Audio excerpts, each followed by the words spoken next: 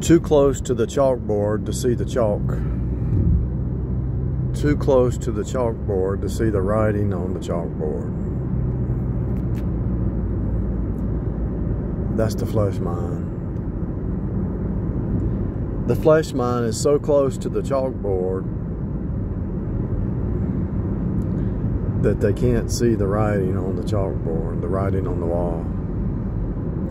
You have to step back and look at it from the outside in. And you can't do it with the old Adamic nature. The old Adamic nature can never be introspective. This is why you know somebody who's never introspective, that they're still in the flesh mind. The flesh mind is the old Adam. The spirit mind is the new Adam, and it's a process. That's why Paul says, he said, I travail in birth pains till Christ be formed in you. What was he talking about? He was talking to believers. Apostle Paul was talking to believers. He said, I travail in birth pains till Christ be formed in you. Now, how can he be talking to believers who are sealed with the Holy Spirit and say something like that? Because there's another experience that you haven't experienced yet. There's another reality that you haven't experienced yet. You might say, what is it? Books. It's the mind of Christ. It's the mind of Christ. It's not your mind, it's his mind. Made in God's image, a copy. You either copy the mind of God through Christ, or you copy the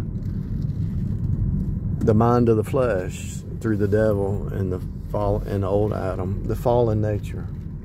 Actually, the devil's just a reflection of the flesh mind. Think about it.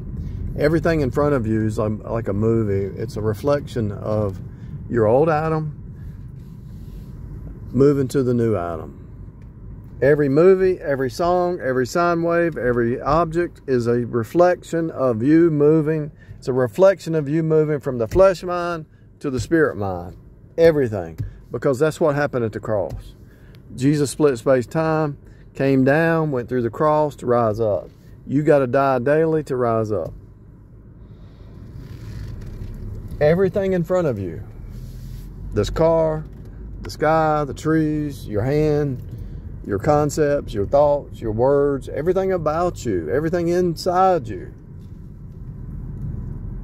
everything that you do, everything that you think, speak, words, sounds, utterances, every utterance points back to that same story, that you're moving from the flesh mind to the mind of Christ. You don't know it yet because you haven't achieved the mind of Christ. So you think, what is he talking about?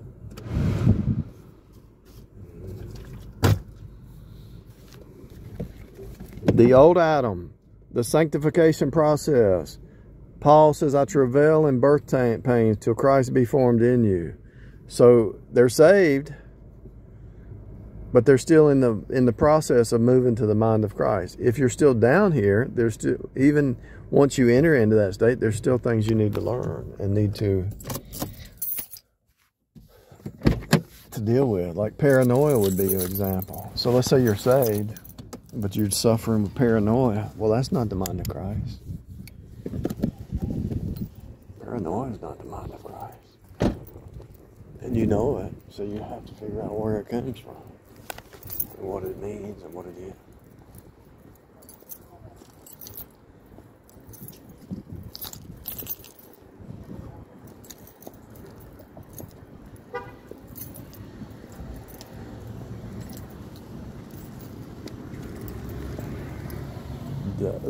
The paranoid mind is the mind of the flesh. The fear mind is the mind of the flesh. The doubt mind is the mind of the flesh. And what it comes down to is this whole reality is fake. You're born into a system, a culture, cults, the legalism and the isms, the cults and the isms to manage your flesh. You need the law, you need the letter. The letter of the law applies to the flesh creature. The spirit creature doesn't need a rule. They're a rule to themselves.